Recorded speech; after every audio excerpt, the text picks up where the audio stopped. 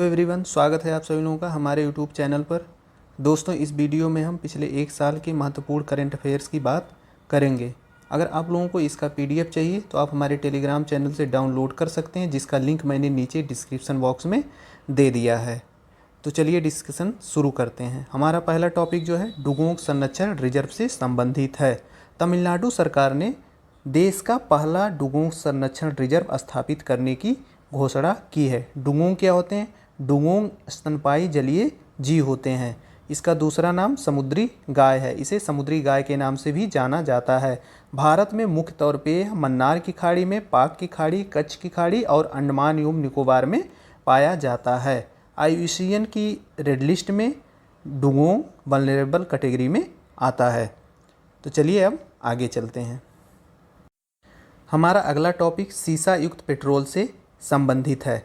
Algeria सीसा युक्त petrol के प्रयोग की समाप्ति की घोषणा करने वाला अंतिम देश बना है। सन 1922 में सीसा युक्त पेट्रोल के इस्तेमाल की शुरुआत हुई थी, लेकिन 2002 में यूनाइटेड नेशन इन्वायरमेंट प्रोग्राम यानी UNEP ने इसके विरुद्ध एक अभियान चलाया था विभिन्न देशों के सहयोग से। उसी के बाद से बहुत सारे देशों ने इसके इस्तेमाल पर जो है रोक लगा दी थी। अब अल्जीरिया अंतिम देश बना है जो कि इसकी समाप्ति की घोषणा किया है। UNEP की बात करें, UNEP जो है इसकी स्थापना 1972 ईस्वी में हुई थी। इसका हेडक्वार्टर नैरोबी में है, नैरोबी केन्या में है। इसके जो हेड हैं इस समय एंजर एंडेंसर हैं, जो कि डेनमार्क के रहने वाले हैं। अब चलिए आगे चलते हैं। हमारा अगला टॉपिक रामसर स्थल से संबंधित है। भारत में जो है 4 नए स्थलों को रामसर सूची में शामिल किया गया है। इन 4 नए स्थलों के साथ भारत में कुल रामसर स्थलों की संख्या 46 हो गई है। तो चलिए जानते हैं कि वे 4 जो नए ऐड किए गए हैं कौन कौन से हैं।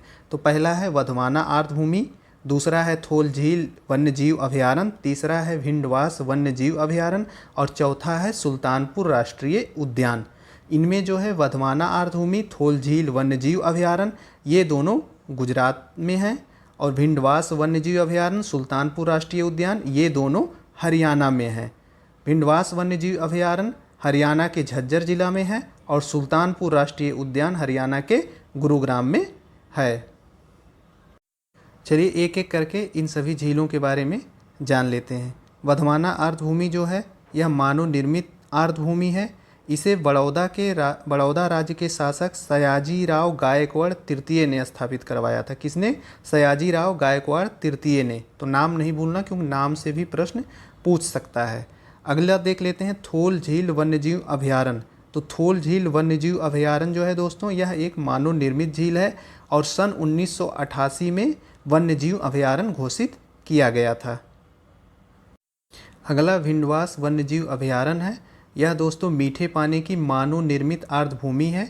यह हरियाणा की सबसे बड़ी आर्द्रभूमि है। तो याद रखिएगा, यह हरियाणा की सबसे बड़ी आर्द्रभूमि है।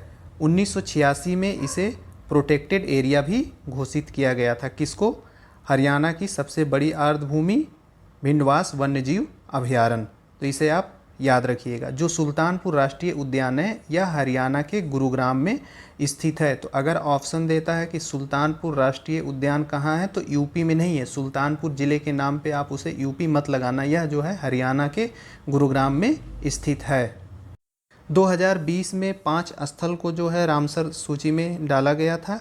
तो ये 5 स्थल भारत के सूर सरोवर हैं, दूसरा काबर ताल आर्द्रभूमि है, तीसरा आसन संरक्षण रिजर्व है, चौथा लोनार झील है और 5वां तुसोकर आर्द्रभूमि है। तो जो सूर सरोवर है इसे कीठम झील के नाम से भी जाना जाता है। यह उत्तर प्रदेश के आगरा जिले में स्थित है। काबर ताल आर्द्रभूमि यह जो है बिहार में है। तीसरा है आसन संरक्षण रिजर्व, यह यूके उत्तराखंड में है और चौथा लोनार झील है, यह महाराष्ट्र में है। जो लोनार झील है यह खारे पानी की झील है और ऐसा माना जाता है कि यह जो है क्रेटर झील है, यानी जो है एक उल्का के टकराने से जो है इस झील का निर्माण हुआ था। कुछ रिसर्च ये भी बताते हैं कि इसका जो है निर्माण ज्वालामुखी उद्गार से हुआ था, लेकिन ज़्यादा मान्य जो है उल्का वाला है। ये भी देख लेते हैं। तोसोकर आर्द्रभूमि यह लद्दाख में स्थित है। कहाँ पे स्थित है? लद्दाख में। तो 2020 में भारत के इन 5 स्थलों को रामसर सूची में सम्मिलित किया गया था। इसे आप याद रखना। बात कर लेते हैं 2019 की। 2019 में जो है भारत के 10 स्थल को रामसर सूची में शामिल किया गया था, जिनमें से 6 उत्तर प्रदेश के थे, 3 पंजाब के और 1 महाराष्ट्र का था। तो उन मतलब बहुत ज़्यादा डिटेल में तो नहीं जानना है, बस थोड़ा बहुत इतना जान लीजिए कि वो स्थित कहाँ पे हैं, ताकि अगर ऑप्शन देता है आयोग तो आप कंफ्यूज नहीं होना। तो यूपी के जो 6 हैं, सबसे पहले हम उनको जानेंगे। पहला हमारा है नवाबगंज पक्षी अभयारण्य। इसका दूसरा नाम शहीद चंद्रशेखर आज़ाद बर्ड सेंचुरी भी है। यह है उन्नाव में। कहाँ पे है? उन्नाव में। दूसरा है पार्वती अर्गा पक्षी अभयारण्य, यह गोंडा डिस्ट्रिक्ट में स्थित है। तीसरा हमारा है समान पक्षी अभयारण्य, यह है मैनपुरी में। कहाँ पे? मैनपुरी में। चौथा समसपुर पक्षी अभयारण्य है, यह रायबरेली में स्थित है। और पांचवा हमारा सांडी पक्षी अभयारण्य यह है हरदोई में। छठा हमारा है सरसई नंवर झील, यह इटावा में स्थित है। बस आप एक बार सुन लीजिए, इसका नाम जो है आपको याद हो जाएगा, ताकि अगर उसमें ऑप्शन मिले तो आप उसको जो है सही कर लें। अब बात कर लेते हैं 7वें की, जो कि महाराष्ट्र में है। इसका नाम है नांदूर मधमेश्वर। नांदूर मधमेश्वर कहाँ पे स्थित है? महाराष्ट्र में स्थित है। बाकी जो 3 पंजाब के हैं वो है केशोपुर मियानी सामुदायिक रिजर्व, पंजाब में है। व्यास संरक्षण रिजर्व पंजाब में है। और 10वां नांगल वन्यजीव अभयारण्य, यह भी जो है पंजाब में स्थित है। बात कर लेते हैं रामसर कन्वेंशन से। तो रामसर कन्वेंशन जो हुआ था 1971 ईस्वी में हुआ था। 1975 से जो है यह प्रभावी है। रामसर कहाँ पे है? रामसर है ईरान में। रामसर कन्वेंशन एक अंतर्राष्ट्रीय संधि है। ये किस उद्देश्य से हुआ था? तो इसका एक उद्देश्य था आर्द्रभूमि जो है, आर्द्रभूमि का संरक्षण और जो है उसका जो है सस्टेनेबल यूज। चलिए आगे चलते हैं। हमारा अगला टॉपिक है विश्व धरोहर सूची से, वर्ल्ड हेरिटेज साइट से। यानी भारत के जो है इस समय हाल ही में जो है 2 स्थलों को जो है वर्ल्ड हेरिटेज साइट का दर्जा दिया गया है, विश्व धरोहर सूची में उसे शामिल किया गया है। वो 2 स्थल हैं रामप्पा का मंदिर और दूसरा धौलावीरा। तो आइए एक एक करके इनके बारे में हम थोड़ा बहुत जान लेते हैं। वर्तमान में भारत के कुल 40 स्थल वर्ल्ड हेरिटेज साइट में शामिल हैं। 40वां कौन सा? 40वां है धौलावीरा और उसके पहले 39वां है, 39वां है रामप्पा मंदिर। तो सबसे पहले हम जानते हैं रामप्पा मंदिर के बारे में। रामप्पा मंदिर दोस्तों काकतीय शासक गणपति देव ने 1213 ईस्वी में बनवाया था। किसने बनवाया था? काकतीय शासक गणपति देव ने 1213 ईस्वी में। इसके जो मुख्य मूर्तिकार थे रामप्पा थे। तो इन्हीं के नाम पर जो है इस मंदिर का नाम रामप्पा मंदिर पड़ा है। इसमें देवता कौन से हैं? देवता हैं रामलिंगेश्वर स्वामी, और इसीलिए जो है इस मंदिर को रामलिंगेश्वर मंदिर भी कहा जाता है। और यहाँ पे चूँकि शिव का मंदिर है, मतलब इसमें शिव स्थापित हैं, तो इसीलिए जो है इस मंदिर को रुद्रेश्वर मंदिर के नाम से भी जाना जाता है। अब बात कर लेते हैं धौलावीरा से। तो जो धौलावीरा है यहाँ से जो है कर्क रेखा गुजरती है, ये आप कंफ्यूज नहीं होना। धौलावीरा से कर्क रेखा जाती है। यह 40वां स्थल है भारत का, जिसे वर्ल्ड हेरिटेज साइट में शामिल किया गया है। यह गुजरात के कच्छ जिला में स्थित है। दोस्तों यह हड़प्पा कालीन नगर है। कौन सा नगर है? हड़प्पा कालीन नगर है। हड़प्पा की धौलावीरा की खोज दोस्तों जगतपति जोशी ने की थी। किसने की थी? जगतपति जोशी ने की थी। दोस्तों सिंधु सभ्यता से संबंधित भारत का यह पहला स्थल है जिसे वर्ल्ड हेरिटेज साइट में शामिल किया गया है। लेकिन अगर हम बात करें कि सिंधु सभ्यता का पहला स्थल कौन सा है, तो वो मोहनजोदड़ो है। मोहनजोदड़ो कहाँ पे है? पाकिस्तान में। लेकिन अगर भारत की बात करें तो भारत के संदर्भ में धौलावीरा पहला सिंधु सभ्यता स्थल है जिसे जो है वर्ल्ड हेरिटेज साइट में शामिल किया गया है। मोहनजोदड़ो को सन 1980 ईस्वी में वर्ल्ड हेरिटेज साइट में शामिल किया गया था। मैंने बताया है कि भारत में जो है कुल 40 वर्ल्ड हेरिटेज साइट हैं। इस वजह से जो है भारत सुपर 40 के क्लब में शामिल हो गया। सुपर 40 क्लब में वे देश शामिल होते हैं जिनके जो है 40 या 40 से ज़्यादा स्थल वर्ल्ड हेरिटेज साइट में शामिल होते हैं। इसके पहले जो है इटली, फ्रांस, जर्मनी और स्पेन, चीन जो है सुपर 40 के क्लब में शामिल हो चुके हैं। सर्वाधिक वर्ल्ड हेरिटेज साइट की बात करें कहाँ पे है, तो वह है इटली में 58, और उसके बाद जो है चीन में है, फिर है आपका फ्रांस में 49, जर्मनी में 51, और फिर फ्रांस में 49 और स्पेन में 49। गुजरात के और कौन कौन से शहर कौन कौन से स्थल हैं जो कि वर्ल्ड हेरिटेज साइट में शामिल हैं, तो वो है अहमदाबाद शहर, चंपानेर पावागढ़ पुरातत्व पार्क है, और तीसरा है रानी की वाव। ये तीनों गुजरात में हैं जो कि वर्ल्ड हेरिटेज साइट में शामिल हैं। यहाँ पे एक इम्पॉर्टेंट फैक्ट है दोस्तों, ब्रिटेन की जो है लिवरपूल मैरीटाइम मार्केंटाइल सिटी से जो है वर्ल्ड हेरिटेज साइट का स्थान जो है दर्जा छीन लिया गया है। क्यों छीना गया पता नहीं, मतलब उसका जो है कुछ अपना नियम होता है यूनेस्को का, उसी ने जो है छीन लिया है। और ये तीसरा स्थल है। इसके पहले जिन 2 स्थलों से जो है वर्ल्ड हेरिटेज साइट का दर्जा छीना गया वो है इल्वी वैली। इल्वी वैली है जर्मनी में, और दूसरा है अरबियन ऑरेक्स सेंचुरी, ये है ओमान में। कहाँ पे है, ओमान में।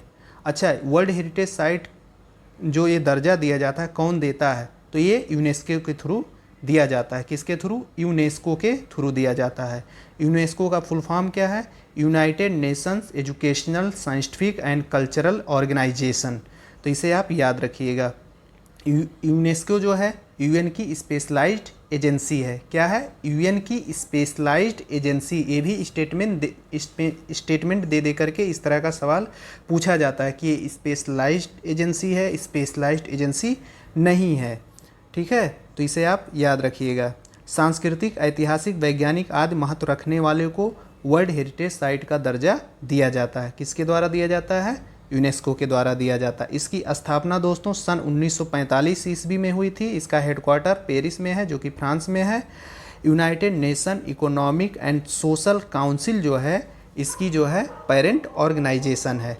United nation economic social council क्या है, तो ये जो है यूएन के जो 6 ऑर्गन्स होते हैं उन्हीं 6 ऑर्गन में से एक का नाम United nation economic social council भी है। तो आप इसे याद रखना। अगला हमारा टॉपिक लक्षद्वीप से है, लक्षद्वीप से संबंधित है।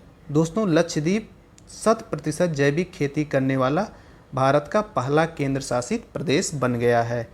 पहला राज्य कौन सा था, वो था सिक्किम, लेकिन जो है लक्षद्वीप पहला केंद्र शासित प्रदेश है जो 100% जैविक खेती करता है। अब अगला टॉपिक हमारा जो है status of leopard in India 2018 report से संबंधित है। यह रिपोर्ट दोस्तों दिसंबर 2020 में जारी की गई थी। यह तेंदुओं के आकलन से संबंधित रिपोर्ट है। इस रिपोर्ट को जारी किसने किया था, इस रिपोर्ट को केंद्रीय पर्यावरण, वन एवं जलवायु परिवर्तन मंत्रालय ने जारी किया था। तो इस रिपोर्ट के अनुसार भारत में जो है सबसे ज़्यादा तेंदुआ मध्य प्रदेश में पाए जाते हैं, दूसरे नंबर पे है कर्नाटक और तीसरे पर है महाराष्ट्र।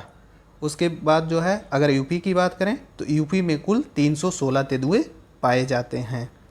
भारत वन स्थिति रिपोर्ट, दोस्तों यह रिपोर्ट 2019 में आई थी। चूँकि यह रिपोर्ट 2 सालों में एक बार आती है तो अभी अगली रिपोर्ट नहीं आई है, इसलिए जो है यह रिपोर्ट भी इस एग्ज़ाम के लिए इम्पॉर्टेंट है। यह रिपोर्ट जारी की जाती है भारतीय वन सर्वेक्षण के द्वारा, जो कि केंद्रीय पर्यावरण, वन और जलवायु परिवर्तन मंत्रालय के अधीन आता है। दोस्तों, इस रिपोर्ट के अनुसार भारत में कुल भौगोलिक क्षेत्रफल के 24.56% स्थल पे जो है वन और वृक्ष हैं।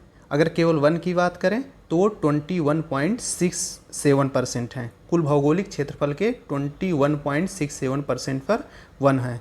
सर्वाधिक वनावरण प्रतिशत वाले राज्य, तो ये पहले नंबर पर दोस्तों मिजोरम है। परसेंटेज के मामले में वनों के दृष्टिकोण से कौन सा राज्य पहले पर है, तो मिजोरम है। दूसरे पर हमारा अरुणाचल प्रदेश है, तीसरे पर मेघालय है। सर्वाधिक वन क्षेत्रफल वाले राज्य दोस्तों, पहले पर हमारा एमपी है, दूसरे पर अरुणाचल प्रदेश है और तीसरे पर हमारा छत्तीसगढ़ है। कौन सा है, छत्तीसगढ़ है। केंद्रीय पर्यावरण, वन एवं जलवायु परिवर्तन मंत्रालय ने गिद्ध कार्य योजना शुरू किया है। किसने शुरू किया है, गिद्ध कार्य योजना किसने शुरू किया है, तो केंद्रीय वन एवं जलवायु परिवर्तन मंत्रालय ने शुरू किया है। उत्तर प्रदेश के महाराजगंज जिले में जटायु संरक्षण एवं प्रजनन केंद्र की स्थापना की जा रही है। तो यह याद रखना, एक मयूर संरक्षण केंद्र की स्थापना तो मथुरा में की गई है, जटायु संरक्षण एवं प्रजनन केंद्र की स्थापना उत्तर प्रदेश के महाराजगंज जिले में की गई है, करने की बात हुई है। भारत में अगर गिद्धों की बात करें तो भारत में कुल 9 प्रजातियां पाई जाती हैं गिद्धों की।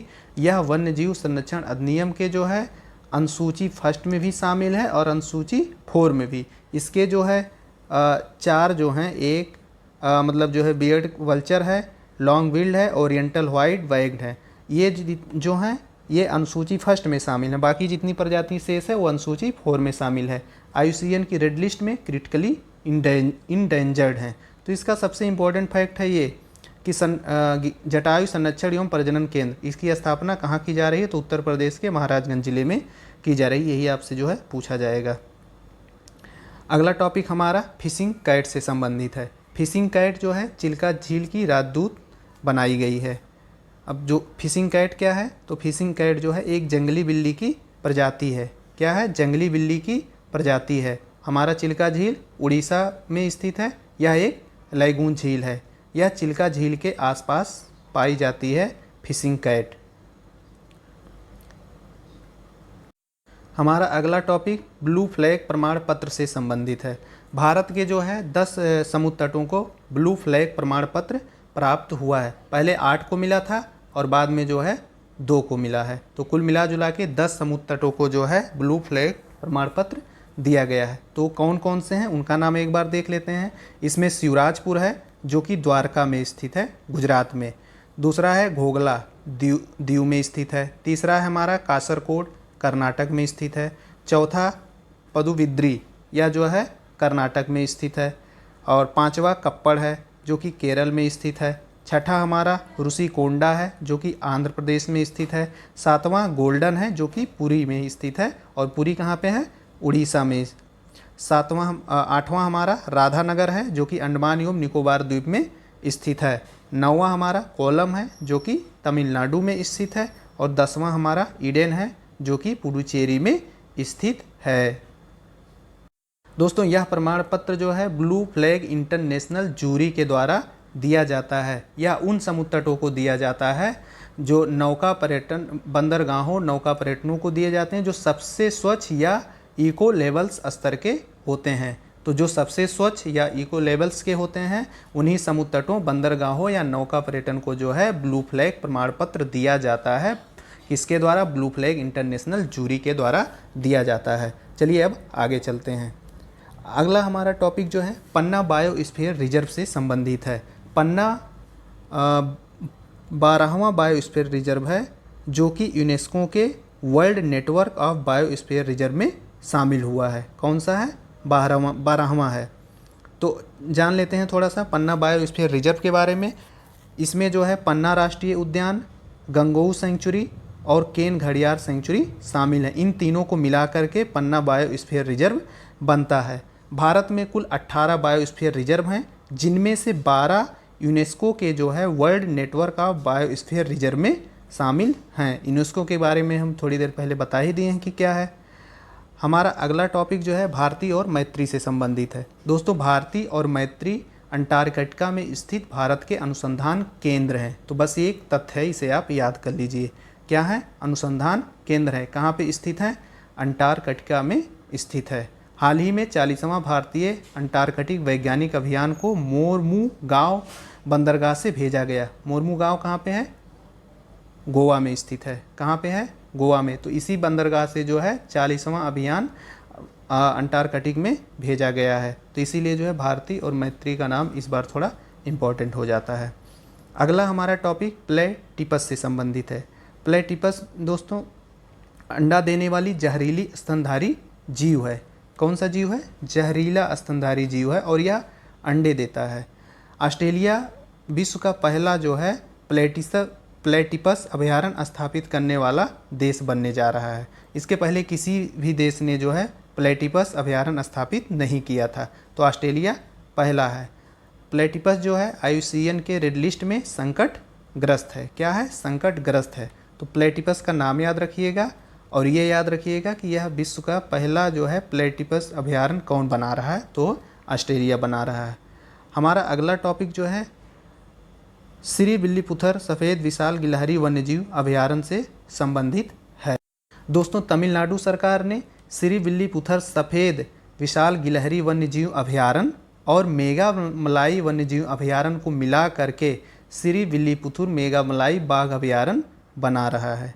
तो कौन कौन सा मिला के? श्रीविल्लीपुथुर सफ़ेद विशाल गिलहरी वन्यजीव अभयारण्य और मेघामलाई वन्यजीव अभयारण्य, इनको मिला करके विल्लीपुथुर मेघामलाई बाघ अभयारण्य बनाया जा रहा तमिलनाडु सरकार के द्वारा। तो इनको मिला करके जो है देश में जो है कुल 51 टाइगर रिजर्व हो जाएंगे।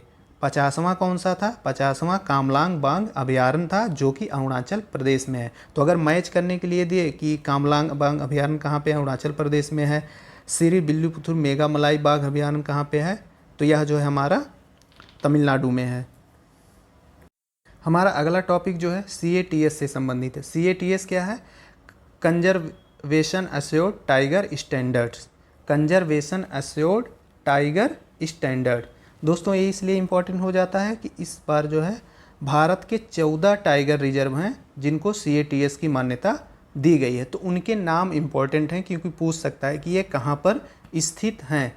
तो बात करते हैं मानस, काजीरंगा, ओरंग की। मानस, काजीरंगा, ओरंग, ये तीनों टाइगर रिजर्व असम में स्थित हैं। कहाँ पे स्थित हैं? असम में स्थित हैं। उसके बाद सतपुड़ा, कान्हा, पन्ना, ये तीनों टाइगर रिजर्व MP में स्थित हैं। उसके बाद वाल्मीकि है। वाल्मीकि हमारा कहाँ पे स्थित है? बिहार में स्थित है। अगला है हमारा दुधवा टाइगर रिजर्व, ये उत्तर प्रदेश में स्थित है। अगला सुंदरवन टाइगर रिजर्व, यह पश्चिम बंगाल में स्थित है। उसके बाद परम्बी कुलम टाइगर रिजर्व है, यह केरल में स्थित है। देखिए, ये सब नाम ही इम्पोर्टेंट है क्योंकि जो है लोकेशन आपसे पूछेगा कि ये कहाँ पे हैं। अगला हमारा जो है मुदुमलाई और Annamalai. Mudumalai tiger reserve, Annamalai tiger reserve, ये दोनों तमिलनाडु में स्थित हैं। उसके बाद जो है पेंच टाइगर रिजर्व, ये महाराष्ट्र में स्थित है। कहाँ पे? महाराष्ट्र में स्थित है। और अगला है बांदीपुर, यह है कर्नाटक में। बांदीपुर टाइगर रिजर्व कहाँ है? कर्नाटक में स्थित है। तो ये 14 टाइगर रिजर्व ऐसे हैं जिनको CATS की मान्यता दी गई है। CATS क्या करता है? CATS का फुल फॉर्म मैंने बता ही दिया, कंजर्वेशन एश्योर्ड टाइगर स्टैंडर्ड। यह दोस्तों एक वैश्विक व्यवस्था है जो बाघों के प्रबंधन के लिए सर्वश्रेष्ठ व्यवहार एवं मानदंड स्थापित करता है। टाइगर की बात करें तो टाइगर दोस्तों IUCN की रेड लिस्ट में इंडेंजर्ड कैटेगरी में आता है और यह वन्य जीव संरक्षण अधिनियम 1972 में अनुसूची 1 में शामिल है। चलिए अब आगे चलते हैं। दोस्तों, हमारा अगला टॉपिक दिल्ली में अगला टॉपिक स्मॉक टावर से संबंधित है। दिल्ली में भारत का पहला स्मॉक टावर स्थापित किया गया है। यह स्मॉक टावर क्या करेगा? यह स्मॉक टावर जो है एयर को प्यूरीफाई करेगा। जैसे वाटर को प्यूरीफाई किया जाता है वैसे जो है एयर को भी प्यूरीफाई किया जाएगा। तो याद रखिएगा, दिल्ली पहला है। उसके बाद उसी जो वहाँ पे भी स्थापित किया गया चंडीगढ़ में, लेकिन पहले जो है दिल्ली में स्थापित किया गया, उसके बाद चंडीगढ़ में। हमारा अगला टॉपिक एशियाई चीता से संबंधित है। एशियाई चीता के बारे में जानते हैं। दोस्तों, एशियाई चीता सिर्फ और सिर्फ ईरान में पाया जाता है। पहले जो है यह भारत में भी पाया जाता था, लेकिन इसका जो है अत्यधिक शिकार हुआ, इस वजह से जो है एशियाई चीता भारत से विलुप्त हो गया। ऐसा कहा जाता है कि एशियाई चीता जब उसमें मतलब जो है कारागार में रहता है, यानी उसको जब बंद करके रखते हैं, अपने आवास में वह नहीं रहता है, तो प्रजनन नहीं करता है। ये ऐसा लोग कहते हैं कि जो है अकबर के समय में अकबर ने जो है एक शाही चिड़ियाघर बनवाया था जहाँ पे 9000 चीतों को रखा था। अब सोचिए, जहाँ पे 9000 चीते रहेंगे और बंद करने पर वो प्रजनन भी नहीं करेंगे, तो स्वाभाविक सी बात है एक समय के बाद 9000 चीता जो है ख़त्म हो जाएंगे। और इनको पालना इसलिए आसान होता है क्योंकि ये हिंसक नहीं होते हैं। जितना हिंसक शेर होता है या फिर जो ये पैंथर वगैरह होते हैं, सॉरी पैंथर कह रहे हैं, ये तेंदुआ वगैरह होते हैं, उतना हिंसक यह नहीं होता है। ठीक है, तो इसे आप याद रखना। चीता की एक प्रजाति दोस्तों अफ्रीका में पाई जाती है। भारत ने जो है क्या, जैसे इंडिया में जो है एशियाई चीता पाया नहीं जाता है, तो भारत ने ईरान से जो है एशियाई चीता की मांग की थी, लेकिन ईरान ने एशियाई चीता देने से मना कर दिया। तो फिर भारत ने दक्षिण अफ्रीका से बात की थी कि आप हमें जो है जो अफ्रीकी चीता वो दे दीजिए, ताकि जो है हम अपने देश में चीता को पुनर्स्थापित कर सकें। तो इस पर जो है अफ्रीका मान गया था। तो अब नामीबिया और दक्षिण अफ्रीका से जो है भारत अफ्रीकी चीता लेगा और इन चीतों को मध्य प्रदेश के कूनो राष्ट्रीय पार्क में स्थापित करेगा। कहाँ पे स्थापित करेगा? कूनो राष्ट्रीय पार्क में। तो याद रखिएगा कूनो राष्ट्रीय पार्क कहाँ है? मध्य प्रदेश में। यह भी जो है इस बार इम्पॉर्टेंट है। अगला टॉपिक हमारा एशियाई हाथी से संबंधित है। एशियाई हाथी दोस्तों, इसकी 3 प्रजातियां पाई जाती हैं, भारतीय हाथी, सुमात्राई हाथी, श्रीलंकाई हाथी। भारतीय हाथी की बात करें तो यह वन्य जीव संरक्षण अधिनियम के 1972 के अनुसूची फर्स्ट में शामिल है, IUCN की रेड लिस्ट में इंडेंजर्ड है। हाथियों का जो गर्भकाल होता है दोस्तों वो 22 महीने तक होता है। कितने महीने तक होता है? 22 महीने तक होता है। हमारा अगला टॉपिक दोस्तों लेमरू हाथी रिजर्व से संबंधित है। लेमरू हाथी रिजर्व जो है यह छत्तीसगढ़ में स्थित है। कहाँ पे? छत्तीसगढ़ में स्थित है। यह इस बार थोड़ा सा न्यूज़ में था तो ये स्थान बस याद कर लीजिए कि है कहाँ पे। तो यह है छत्तीसगढ़ में। हमारा अगला टॉपिक स्पेस हरिकेन से संबंधित है। दोस्तों यह जो है एक अंतरिक्ष तूफान होता है। पहली बार उत्तरी ध्रुव के ऊपर इस तूफान का पता लगाया गया। इसके पहले जो है यह केवल सैद्धांतिक तौर पे था, मतलब किसी ने स्पेस हरिकेन के बारे में स्पेस हरिकेन को देखा नहीं था, बस ये जो है सिद्धांत में था कि हाँ स्पेस हरिकेन होता होगा। तूफान ज़्यादातर पृथ्वी के निचले वातावरण में ही देखने को मिलते हैं। पहली बार जो है उत्तरी ध्रुव के ऊपर भी तूफान को देखा गया है। पहले इसे केवल जो है सैद्धांतिक रूप में जाना जाता था, मतलब खाली जो है मानते थे कि हाँ बस एक कल्पना थी कि हाँ ऐसा होता होगा, किसी ने देखा नहीं था। चलिए आगे चलते हैं। अगला टॉपिक हमारा हेन्सन क्रेटर से संबंधित है। किससे संबंधित है? हेन्सन क्रेटर से संबंधित है। चंद्रमा के दक्षिणी ध्रुव पर पाए जाने वाला क्रेटर है। हेन्सन क्रेटर क्या है? यह चंद्रमा के जो है दक्षिणी ध्रुव पर पाया जाने वाला एक क्रेटर है। यह नाम 1909 ईस्वी में उत्तरी ध्रुव पर पहुंचने वाले डॉक्टर मैथ्यूज अलेक्जेंडर हेन्सन के नाम पर रखा गया है। क्रेटर तो जान ही रहे हैं, एक प्रकार का जो है विशाल गड्ढा होता है। तो हेन्सन, उस क्रेटर का नाम जो है हेन्सन क्रेटर रखा गया है जो चंद्रमा के दक्षिणी ध्रुव पर पाया गया है। संयुक्त राज्य अमेरिका में एक क्रेटर नाम की झील भी है, ठीक है। तो उस झील का नाम क्रेटर झील है, क्रेटर टाइप की नहीं। जैसे भारत में क्रेटर टाइप की एक झील है लोनार झील, लेकिन अमेरिका में जो झील है उस झील का ही नाम जो है क्रेटर झील है। तो नाम अगर पूछता है कि क्रेटर झील कहाँ पे है तो ये संयुक्त राज्य अमेरिका में है। हमारा अगला टॉपिक जो है हाइड्रोजन इकोनॉमी से संबंधित है। दोस्तों हाइड्रोजन इकोनॉमी जो हम इसकी पहली अवधारणा दक्षिण अफ्रीका के रसायन शास्त्री जॉन ब्रोकिस ने दी थी। हाइड्रोजन इकोनॉमी क्यों इंपॉर्टेंट हो जाती है? क्योंकि 15 अगस्त 2021 को प्रधानमंत्री ने राष्ट्रीय हाइड्रोजन मिशन की घोषणा की थी। इसकी घोषणा क्यों की गई थी? हरित हाइड्रोजन के उत्पादन एवं निर्यात को बढ़ावा देने के लिए। और इसके साथ ही साथ बजट 2021-22 में भी जो है वित्त मंत्री ने हाइड्रोजन ऊर्जा मिशन की शुरुआत की है 25 करोड़ रुपए के बजट के साथ। तो इसलिए जो है यहाँ पे हाइड्रोजन इकोनॉमी भी इम्पोर्टेंट है, राष्ट्रीय हाइड्रोजन मिशन और इसके बाद जो हाइड्रोजन ऊर्जा मिशन, तो इसे आप याद रखिएगा। अंतर्राष्ट्रीय पहलू के बारे में जान लेते हैं। तो भारत मिशन इनोवेशन नवीकरणीय एवं स्वच्छ हाइड्रोजन चैलेंज IC8 का भागीदार सदस्य है। यह जो है मिशन इनोवेशन नवीकरणीय एवं स्वच्छ हाइड्रोजन चैलेंज IC8 जो है यह 24 देशों और यूरोपीय यूनियन के साथ जो है मिलकर के एक पहल है, इसकी शुरुआत की गई थी। इसका उद्देश्य था वैश्विक स्वच्छ ऊर्जा नवाचार को बढ़ावा देना। क्या था इसका पहल? वैश्विक स्वच्छ ऊर्जा और नवाचार को बढ़ावा देना इसका उद्देश्य है। अगला टॉपिक हमारा दिल्ली चंडीगढ़ राजमार्ग से है। दोस्तों दिल्ली चंडीगढ़ राजमार्ग देश का पहला इलेक्ट्रिक वाहन अनुकूल राजमार्ग है, इलेक्ट्रिक वाहन अनुकूल मार्ग है। यह क्यों बना?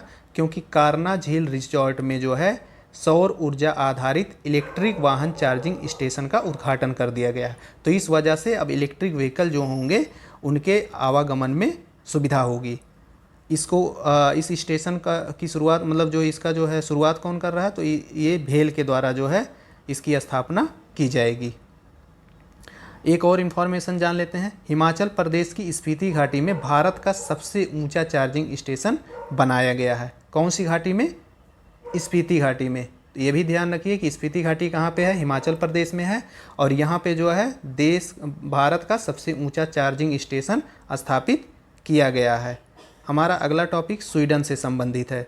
स्वीडन जीवाश्म ईंधन मुक्त इस्पात का उत्पादन करने वाला विश्व का पहला देश बन गया। जीवाश्म ईंधन मुक्त इस्पात का उत्पादन करने वाला विश्व का पहला देश बन गया है। अब आगे चलते हैं। अगला टॉपिक हमारा कोरोना के नए स्ट्रेन से संबंधित है। कोरोना का नया स्ट्रेन, जैसे कहते हैं ना अल्फ़ा बीटा डेल्टा, ये सब जो वेरिएंट नए नए जो वेरिएंट आ रहे थे, तो जो अल्फ़ा वेरिएंट था वो कहाँ पे पाया गया था? वो पाया गया था, अल्फ़ा वेरिएंट पाया गया था यूके में। कहाँ पाया गया था? यूके में। बीटा वेरिएंट कहाँ पे पाया गया था? वो पाया गया था दक्षिण अफ्रीका में। और गामा वेरिएंट ब्राज़ील में। डेल्टा वेरिएंट भारत में। तो इनका नाम जो अल्फ़ा वेरिएंट था उसका नाम था V17, बीटा वेरिएंट B1351 और gamma variant P1, delta variant V16172। तो ये भी जो है मिलान करने के लिए पूछ सकता है कि अल्फ़ा बीटा गामा डेल्टा जो वेरिएंट थे एक कहाँ पे जो है पाए गए थे। तो भारत में जो है पहली बार देखा गया था डेल्टा वेरिएंट, और कोरोना का नया स्ट्रेन जो था गामा वो पहली बार ब्राज़ील में मिला। बीटा वाला जो है पहली बार दक्षिण अफ्रीका में मिला। अल्फ़ा पहली बार यूके में मिला, यानी यूनाइटेड किंगडम में मिला था। अगला टॉपिक हमारा चीन से रिलेटेड है। WHO ने चीन को मलेरिया मुक्त देश घोषित कर दिया गया है। तो कुल विश्व के कुल 40 देश हैं जो मलेरिया मुक्त हैं।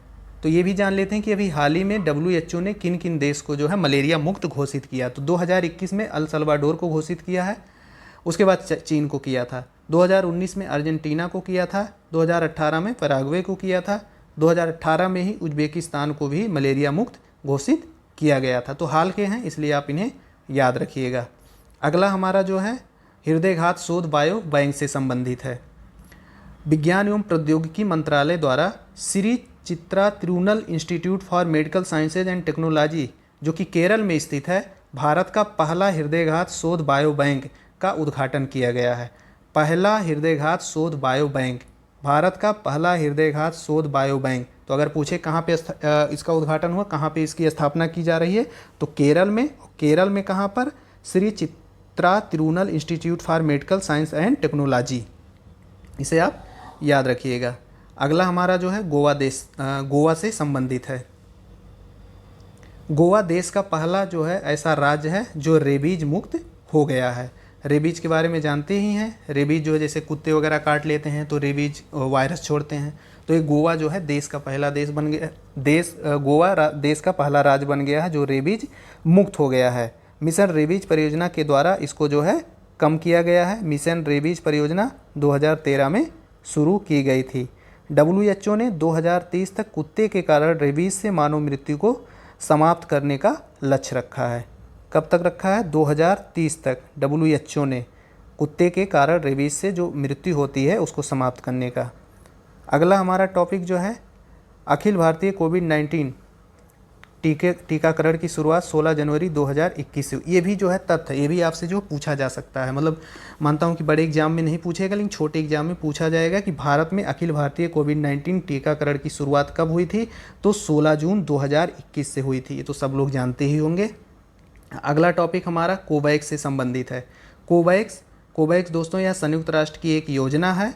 इसका उद्देश्य जो था गरीब देशों की कोरोना की वैक्सीन देने के लिए, गरीब देशों को कोरोना की वैक्सीन देने के लिए कोवैक्स की शुरुआत की गई थी संयुक्त राष्ट्र के द्वारा। और कोवैक्स के तहत विश्व का जो है पहला देश था कोविड वैक्सीन लेने वाला घाना जो है कोवैक्स के तहत वैक्सीन लेने वाला विश्व का पहला देश था। भारत ने भी एक पहल की शुरुआत की थी, उसका नाम था वैक्सीन मैत्री पहल। इसके तहत जो है कोविड-19 का टीका पाने वाला पहला देश है भूटान। कौन है? भूटान। चलिए आगे चलते हैं। हमारा अगला टॉपिक दोस्तों फुगाकू से संबंधित है, सुपर कंप्यूटर से संबंधित है। फुगाकू जो है विश्व का सबसे फास्टेस्ट सुपर कंप्यूटर है। यह जापान का है। कहाँ का है? जापान का है। अब जान लेते हैं और सुपर कंप्यूटर के बारे में। तो दूसरा हमारा जो है समिट है जो कि अमेरिका का है। तीसरा सियरा जो कि ये भी अमेरिका का है। चौथा हमारा सनवे है जो कि चाइना का है। तो 4 सुपर कंप्यूटर हैं, जिसमें पहले नंबर पर जापान का फुगाकू सुपर कंप्यूटर है और दूसरे तीसरे पर अमेरिका का है समिट एवं सियरा, और सनवे जो है चौथे नंबर का है जो कि चीन का है। दोस्तों इस वीडियो में बस इतना ही। बाकी जो बच गया है उसको मैं अगले वीडियो में कवर कर लूँगा। और अगर वीडियो पसंद आया हो तो लाइक करें, शेयर करें और कमेंट करें। चलिए मिलते हैं किसी अगले वीडियो में, तब तक के लिए जय हिंद, जय भारत।